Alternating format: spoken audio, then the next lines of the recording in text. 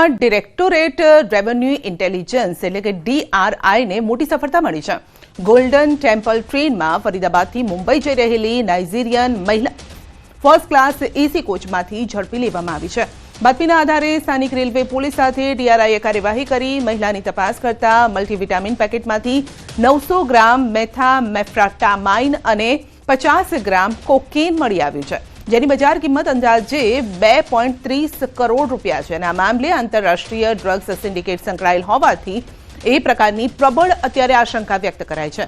ધરપકડ કરાયેલી મહિલા અધાફેડો ઓસ્તાનવેન જોયની વધુ પૂછપરછ ચાલી રહી છે.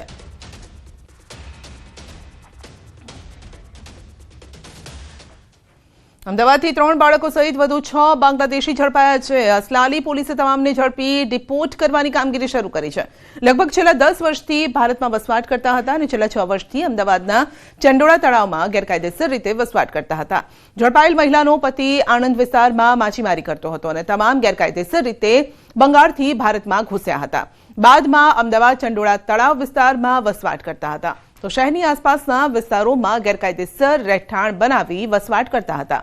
બાદમાં તંત્રએ ડિમોલિશનની કામગીરી કરતા અસલાલી વિસ્તારના નાઝ ગામના વાડી વિસ્તારમાં રહેતા હતા. પોલીસે બાતમીના આધારે તપાસ કરી તમામને ઝડપી પાડ્યા છે અને તમામ વિરુદ્ધ ગ્રામ્ય પોલીસે કાર્યવાહી કરી છે. તો મહત્વનું છે કે ઝડપાયેલા એક પણ વ્યક્તિ પાસેથી ભારતીય નાગરિક હોવાના પુરાવા નથી મળ્યા. લગભગ 10 વર્ષ પહેલા ઇન્ડિયામાં એન્ટર થયા હતા. સૌથી પહેલા વેસ્ટ બેંગોલમાં એન્ટર થયા. વેસ્ટ બેંગોલ પછી ઘણા વખત ચંડોળા તળાવમાં રહ્યા હતા અને ચંડોળામાં જે રીતે અમદાવાદ પોલીસ તરફથી જે કાર્યવાહી કરવામાં આવી હતી એને આધારે પછી ત્યાંથી નીકળીને જે છેલ્લા 4-5 મહિનાથી નાજ ગામમાં રહેતા હતા. ટોટલ 7 બાંગ્લાદેશી ડિટેન કરવામાં આવેલા છે. એમાંથી 6 બાંગ્લાદેશી અમારે અહીંયા ડિટેન કરવામાં આવેલા છે અને 1 બાંગ્લાદેશી આણંદ જિલ્લામાં ડિટેન કરવામાં